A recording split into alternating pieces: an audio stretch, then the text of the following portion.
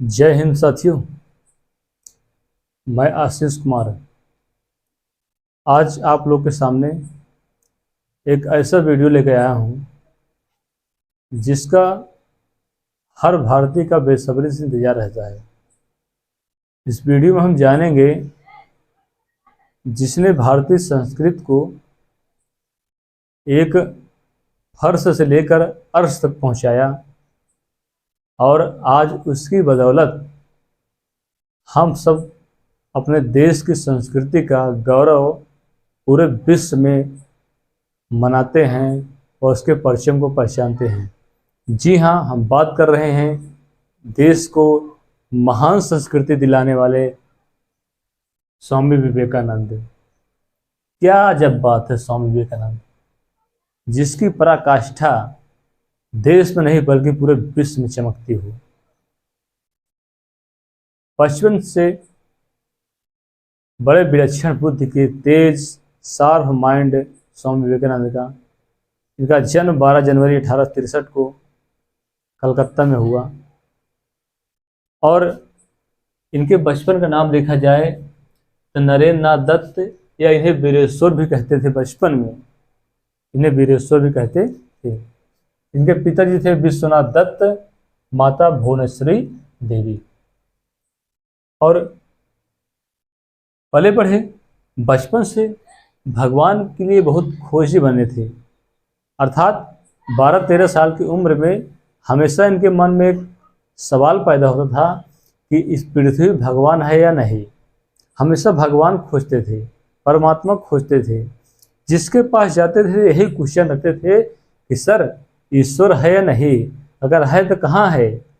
तब जाके इनके एक गुरु मिले, रामकृष्ण परमहंस। तो उनसे भी यही प्रश्न किया तो गुरु ने इनको संतुष्ट किया, सही समझाया कि ईश्वर है या नहीं।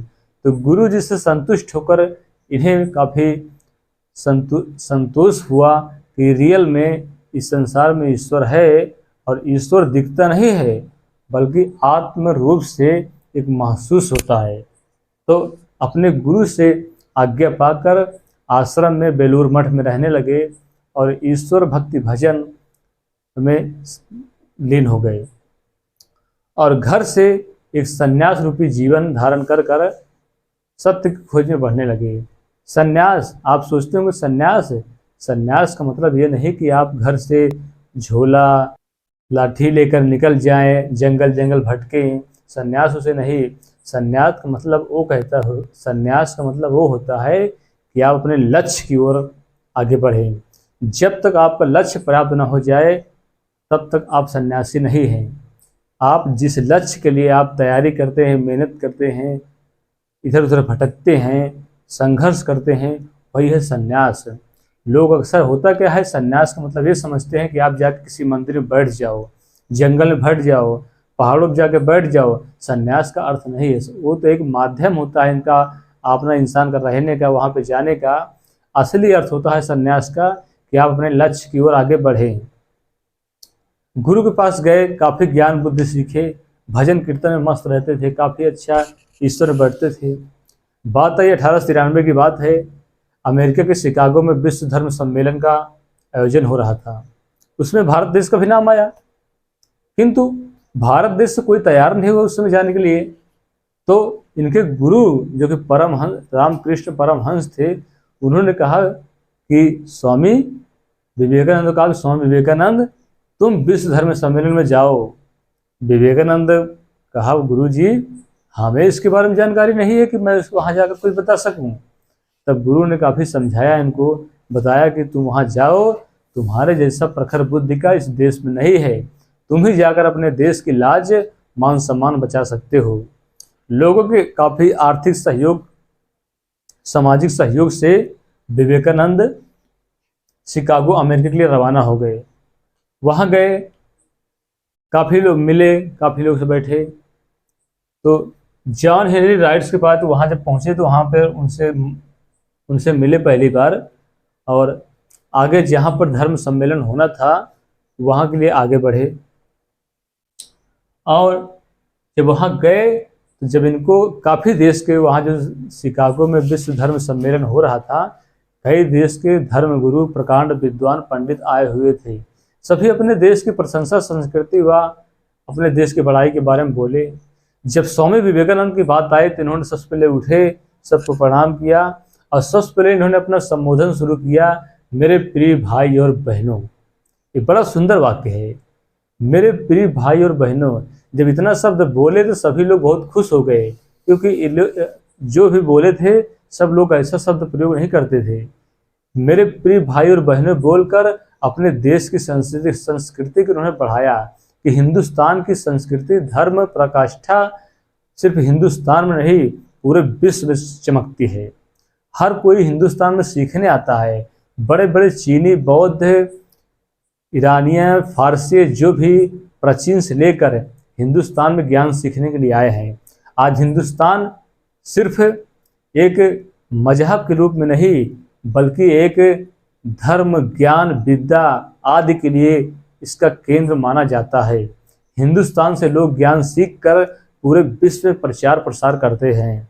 अपने देश की प्रशंसा, बड़ाई की और सभी धर्म का इन्होंने सम्मान किया। सिर्फ हिंदू धर्म नहीं बल्कि मुस्लिम, ईसाई, जैन, बौद्ध, पारसी जितने भी धर्म थे सभी का इन्होंने सम्मान किया। इतना बोलकर अपने बात को विराम दिया।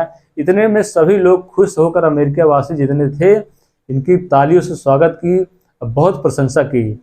अगले दिन न्यूज़पेपर में छपा इनके बारे में पंपलेट, मेन हेडिंग में काफ़ी इनकी प्रशंसा हुई और भारत में इसकी न्यूज आई तो काफ़ी लोगों ने सराहना की कि हमारे देश से कोई व्यक्ति गया है विदेश में और हमारे देश की प्रशंसा कर रहा है। काफ़ी प्रशंसा हुई, देश वापस आए। जब वापस आए तो कलकत्ता के स्टेशन पे आए तो काफ़ी लोग कलकत्ता वासी इनको रिसीव करने के लिए जब गए तो खुशी के मारे बैलगाड़ी जो लेके गए थे, रथ लेके गए थे, उसमें घोड़े बैल न लगाकर सभी लोग खुशी से इनको मानो लोग खींच रहे थे, एक ये सोच कर कि कम से कम ऐसे महापुरुष को मैं सर्व कर सकूं, कम से कम उनका सहायता कर सकूं, उनके साथ थोड़ा मैं उनके साथ बिहेव कर सकूं। बड़ा मान सम्मान किए। आए देश में अपनी उस प्रशंसा, अपनी ज्ञान को प्रचार किए। और इनका बहुत प्यारा डायलॉग बड़ा मुझे याद आता है जो हर कोई सुनता है, जो हमेशा बोले थे कि उठो जागो और तब तक न रुको जब तक अपनी मंजिल को प्राप्त न कर लो। इनका प्यारा डायलॉग है कि जब तक आपको अपनी मंजिल न मिल जाए तब तक आप उस रास्ते पर रुको मत। अर्थात अगर आप रास्ते पर चल दिए हैं तो जब तक आपके लक्ष्य, आपका गोल प्राप्त न हो जाए पीछे लौटो ना। भले ही कितना समय लग जाए लेकिन आप पीछे लौटो ना। बड़ा संघर्ष करते रहे जीवन में, काफ़ी देश में अपनी देश की संस्कृति व महिमा का मंडन किया और देश को एक नई प्रतिष्ठा दिया। जब वहाँ से लौटे थे, इन्हें इससे पहले इन्हें विवेकानंद कहा जाता था, वहाँ से लौटने के बाद इनके आगे जुड़ गया स्वामी और लोग इन्हें सम्मान भाव से स्वामी विवेकानंद कहते थे। काफ़ी लोग इनके पास आते थे कि हमें भी गुरु का ज्ञान बताइए, भगवान के बारे में बताइए। तो खुद कहते थे कि भगवान को जानना है तो पहले मनुष्य की सेवा करो, अर्थात नर में ही नारायण है। ये कहते हैं कि हमेशा हर दीन दुखी, गरीब, मजदूर की सहायता करो। अगर इन लोग की सहायता करोगे तो आपको ईश्वर अपने आप प्राप्त हो जाएगा।